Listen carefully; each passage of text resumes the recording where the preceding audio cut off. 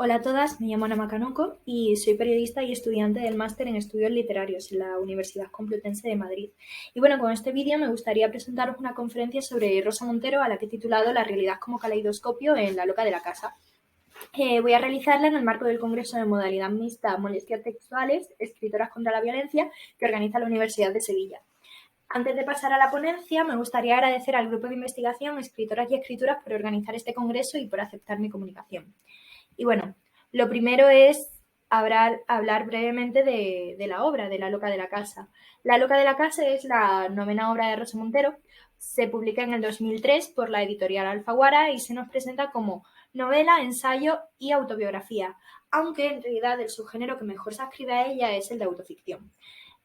Montero ha manifestado en diversas entrevistas y novelas que para ella escribir es vivir. La sustancia de la que radican todas sus historias es la vida misma. Y en La loca de la casa obtenemos una prueba tangible tanto de su filosofía narrativa como de su filosofía vital.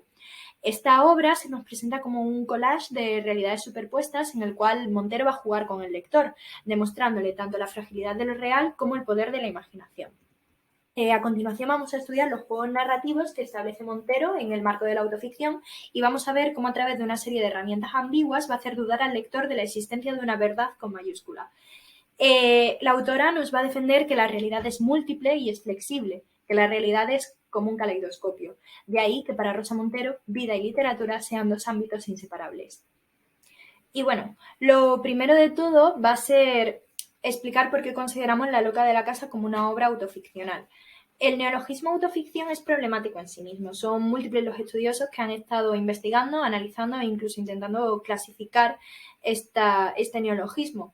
No obstante, para esta obra nos vamos a escribir a la definición que aporta Gasparini. Uy, un segundo que se me ha olvidado pasar de diapositiva. Vale. Ahí tenemos la definición de Gasparini.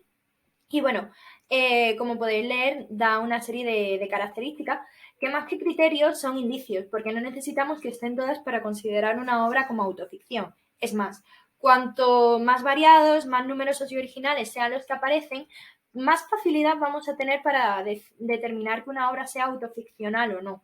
De los elementos que nos aporta la definición de Gasparini hallamos muchos en La loca de la casa, como son la fragmentación, el autocomentario o los rasgos de oralidad, pero el que queremos destacar es la problematización de las relaciones entre experiencia y escritora.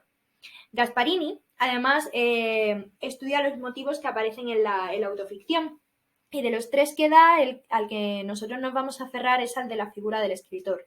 ¿Por qué? Porque Montero va a reflexionar a lo largo de toda la obra, matizando con su propia experiencia como escritora y también cuestionándose el rol de la mujer en el ámbito de la creación literaria. Antes de entrar en los dos grandes bloques que constituyen esta comunicación, fragilidad de lo real y poder de la imaginación, es importante hablar del pacto de lectura que se establece al enfrentarse a La loca de la casa.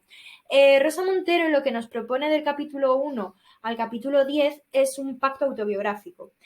Pero al llegar al capítulo 10, ella misma lo rompe, mutando este pacto autobiográfico a un pacto ambiguo. Vamos a definir brevemente estos dos conceptos y avanzamos. El pacto autobiográfico, siguiendo a Lejeune, sería aquel en el que el personaje no tiene un nombre en la narración, pero el autor declara explícitamente que coincide con el narrador y por tanto con el personaje, ya que la narración es autodiegética. Es precisamente este explícitamente el que nos permite vincular tanto el uso de deícticos como el uso de la primera persona del singular con la voz narradora, de la voz narradora con la identidad de la autora. Esta idea en La loca de la casa pues se ve reforzada por los datos biográficos y verificables que nos va aportando Rosa Montero. Ejemplo de ellos son: Rosa Montero es periodista y es entrevistadora estrella y hace referencia al primer libro que publica, al que se refiere como un horrible volumen de entrevistas. También menciona otras obras que se conocen de sí misma, como son Te trataré como una reina, y menciona a lo largo de toda la obra su afición y devoción por las biografías y autobiografías de otros escritores. Este hecho lo conocemos no solo por La loca de la casa, sino también por otras publicaciones como son Historia de mujeres, que es una recopilación de vidas de varias mujeres ilustres como George Sand o Zenobia Campo-Bry o Simone de Beauvoir. Hay muchas, también está Frida Kahlo.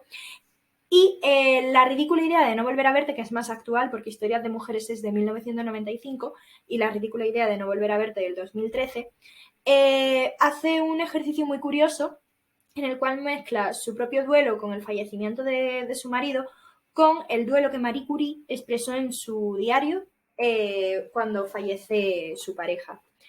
Y bueno, este pacto autobiográfico que se ve sustentado por los elementos que acabamos de comentar, a partir del capítulo 10 se resquebraja y muta a lo que Manuel Alberca define como pacto ambiguo, es decir, aquel en el cual existe un paratexto ambiguo y que se refiere a unos hechos o elementos que son claramente autobiográficos, a otros ficticios que cuando se mezclan o superponen a los primeros el lector puede reconocer como imposibles de atribuir al autor, y a una tercera clase de hechos que pueden y pueden no ser autobiográficos y cuya atribución es casi imposible para el lector. Y bueno, los siguientes dos aspectos que vamos a comentar, como ya he adelantado, son tanto la fragilidad de lo real como el poder de la imaginación. Y bueno, pasamos al punto de la fragilidad de lo real. Montero se va a referir a los escritores como seres esquizoides, incapaces de vivir una sola vida. Dirá de ellos, entre quienes se va a incluir, que saben que dentro de sí mismos son muchos y que ser novelista te permite no solo vivir otras vidas, sino además inventártelas. Al final del segundo capítulo va a poner como ejemplo un momento de su vida, que no sabemos si es real o no, en el cual ella pasa por delante de un centro de salud mental y nos narra cómo una parte de ella queda atrapada dentro. Es con este ejemplo donde nos ofrece cómo funciona ella el proceso de creación literaria, ¿no? Cómo siempre va a estar expuesta a esa multiplicidad interior. Montero va a vincular estas chispas de lucidez y de creación con el concepto que más adelante va a denominar al que se refiere como daemon. Este concepto lo que nos dice es que debemos mantenernos alejados del miedo al fracaso y a los propios fantasmas, o como en la cita que he puesto en el PowerPoint, que el ruido de la propia vida siempre entorpece y por eso hay que alejarse. En este caso, las limitaciones que nos impone el sistema patriarcal a las escritoras, ella las critica. Se manifiesta esto de forma explícita en su obra. ¿Cómo? Pues criticando tanto la mala praxis de relegar a la mujer siempre como a un capítulo aparte, como a un anexo, en vez de estudiarla integrada en la historia general, pues por ejemplo de la literatura, como también se va a referir a la actitud paternalista que muchos críticos tienen con las escritoras, cuando confunden vida y obra de las mismas como si fueran una sola cosa, mientras que eso no les ocurre con los escritores varones. A pesar de ello, Montero va a defender a capa y espada que los escritores tomen fragmentos reales de su vida y los sometan a ese ejercicio de caleidoscopio. De hecho, esto se va a ver reflejado en la obra en 3 capítulos distintos, el capítulo 3, el capítulo 10 y el capítulo 18. Vale. A ver, ¿qué ocurre en estos capítulos? En estos capítulos, Rosa Montero se encuentra con un famoso actor de Hollywood, a quien se refiere como M. En diversas circunstancias. Siempre un mismo día. Claro, este es el problema. A todo esto seguimos inmersos cuando nos enfrentamos al primer capítulo en el que esto ocurre, que es el capítulo 3, en el pacto autobiográfico. Así pues, el uso de la inicial lo que nos está aportando es una sensación de verosimilitud, pensando que igual Rosa Montero no pone el nombre porque está protegiendo la intimidad de estas personas que son reales. Entonces, claro, el capítulo 3 lo percibimos como un hecho real.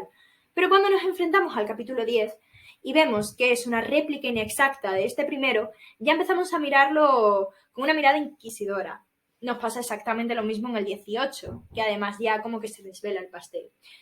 Estos 3 capítulos, aunque son la prueba evidente de la parte ficcional de La loca de la casa, pues todo lo demás que nos narra la autora puede o puede no ser verdad, nos están transmitiendo 3 pilares básicos de la personalidad de esta autora, lo cual yo creo que es bastante interesante analizar. En el capítulo 3, Montero hace una parodia de sí misma, ¿no? Se presenta como una feminista que es incapaz de fiarse del hombre que tiene cerca. En el capítulo 2 critica el periodismo sensacionalista y en el capítulo 3 elogia la sabiduría del amor allá de la madurez. Feminismo, mala praxis periodística y amor son 3 temas que están de forma transversal en toda la obra de Montero. ¿Qué ocurre? Que tanto el feminismo como la crítica a la mala praxis periodística suele enfrentarse a ellos desde el periodismo, mientras que el amor es un pilar básico en toda su narrativa. Montero considera que el amor está irremediablemente unido a la pasión porque la pasión es lo que mueve a los escritores y esto nos trae de nuevo a La loca de la casa. bueno, dirá de la pasión, que tal vez sea el ejercicio creativo más común de la Tierra, pues casi todos nos hemos inventado algún día un amor, y porque es nuestra vía más habitual de conexión con la locura. ¿Qué es la locura para Montero en La loca de la casa? Pues la locura no es más que la imaginación, la auténtica protagonista de esta obra. De hecho, el título viene de la cita de Santa Teresa de Jesús, de la imaginación es la loca de la casa, y tal y como explica en el capítulo 18, aunque inicia La loca de la casa como una especie de ensayo sobre la literatura, termina convirtiéndose en un ensayo sobre la imaginación. Montero va a vincular así imaginación con locura y con creatividad. Y bajo este enfoque, pues se nos puede antojar que es un ejercicio esquizoide el que lleva a Montero a inventarse partes de su vida y mezclarla con datos que son reales. Pero lo cierto es que nos está regalando también no solo una experiencia creativa, sino también una experiencia vital, pues como ella misma dice, la literatura nos aporta experiencias que nos sirven para nuestra propia vida. Esto se ve y se puede aplicar al caso de las mujeres en un fragmento en el cual dice que escribir historias protagonizadas por mujeres no es escribir sobre las mujeres, sino escribir sobre el género humano, porque, y en sus palabras, da la casualidad de que el 51% de la humanidad es de sexo femenino. Entonces, en este fragmento invita a los lectores varones a sentirse identificados con las protagonistas femeninas, porque así están recibiendo una visión más amplia de lo que es el mundo, están recibiendo una realidad más completa. Y bueno, pasamos al siguiente punto, que es Martina y la imaginación, lo que es igual el poder de la imaginación. En este último bloque os he puesto la cita, o sea, la dedicatoria de la novela, que es lo primero a lo que nos enfrentamos, que dice, para Martina, que es y no es, y que no siendo, me ha enseñado mucho. Bien, ¿quién es Martina? Martina se nos presenta en La loca de la casa como la hermana melliza de Rosa Montero. Esto no es verdad, pero claro, ¿qué ocurre? Que Martina es un elemento paratextual implícito. ¿Por qué? Porque este conocimiento de la autora podemos o no podemos tenerlo, no es relevante a la hora de enfrentarnos a una obra. Si lo tenemos, y sabemos que Rosa Montero no tiene hermanas, el pacto autobiográfico que Rosa Montero nos propone del capítulo 1 al 10 no se va a establecer. Entonces, la función de la loca de la casa, al menos la función que ella nos quiere plantear, no va a hacer su efecto al 100%, porque la realidad es que Martina se nos va a presentar a lo largo de toda la novela como un personaje más, como un personaje real, con características que no nos hacen dudar de su existencia en ningún momento. La única pista que tenemos es esta dedicatoria. Y como ya digo, al ser un paratexto implícito, si por el contrario no sabemos que la autora no tiene una hermana melliza, pues vamos a entrar en la dinámica que hemos definido antes. Primero pacto autobiográfico, llega el capítulo 10, se rompe y pasamos al pacto ambiguo. Empezamos a sospechar de la voz narradora y en este caso de la autora. Y bueno, Martina, además de un paratexto, también es la representación tangible de esta locura e imaginación. Se nos va a presentar a lo largo de toda la obra como lo contrario a Rosa Montero. Y Montero pues va a jugar con el lector regalándole experiencias verosímiles que nos demuestren la fragilidad de lo real y lo esencial del poder de la imaginación gracias a Martina. De hecho, el capítulo que ella considera que es el esencial de la novela es el capítulo 8 y todo gira en torno a la desaparición de Martina, que cuando llegamos al final de la novela o buscamos en Google y vemos que Rosa Montero no tiene hermanas, entendemos que no es algo que ocurriese realmente, pero el conocimiento y las reflexiones a las que Montero ha llegado a través de ese capítulo sí lo son. Por ello, La loca de la casa demuestra la tesis de Montero, que para ella la ficción es solo una fuente más de conocimiento. Bien es cierto que no es la única, porque para ella la experiencia tangible es el motor que mueve toda su literatura. A lo largo de toda la obra, Montero va a intentar transmitirnos la idea de que para ella la realidad en sí no es más que una cárcel que nos limita a una única vida, mientras que la escritura y la imaginación es una válvula de escape que nos permite vivir otras vidas, tan reales como las demás. Porque La loca de la casa no es más que un canto a la imaginación. Y bueno, me gustaría leeros esta cita breve de Montero, de la obra, de La loca de la casa, que dice que la imaginación desbridada es como un rayo en mitad de la noche. Abrasa, pero ilumina el mundo. Y bueno, Ya concluyendo, que además me voy a pasar de tiempo, me gustaría sintetizar brevemente las ideas. La autoficción se presenta como el género idóneo para dar rienda suelta a esta loca de la casa, porque nos hace sentir como la vida misma, que no hay una verdad con mayúscula y quedamos a la ambigüedad de lo posible. Y es que en la duda está la posibilidad de conocimiento, porque lo que importa no es tanto comprobar que algo sea cierto, sino preguntarse qué hemos aprendido de ello. La ficción nos regala conocimiento tangible. Las mentiras pueden decir cosas verdaderas y la literatura, aunque parezca ocuparse solo de fantasías, tal vez diga la verdad. Estos son los auténticos pilares que sustentan La loca de la casa, de Rosa Montero. Lo denominado real también puede alcanzarse a través de la ficción.